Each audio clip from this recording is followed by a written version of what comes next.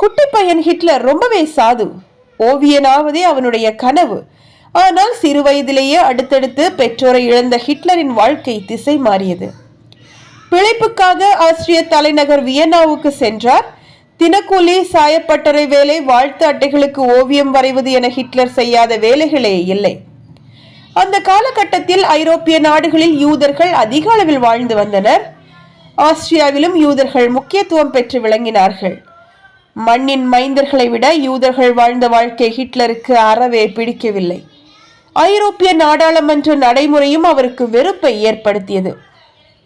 இவை அனைத்திற்கும் மேல்மட்ட அளவில் நிறைந்துள்ள யூதர்களே காரணம் என்று எண்ணினார் ஹிட்லர். 1914 ஆண்டு அன்று முதல் உலக போரின் போது வியன்னாவில் இருந்து வெளியேறி ஜெர்மனி சென்ற ஹிட்லர் இராணுவத்தில் இணைந்தார். போரில் ஜெர்மனி அடி வாங்கியது. ஆனால் அகன்ற ஜெர்மனி கனவு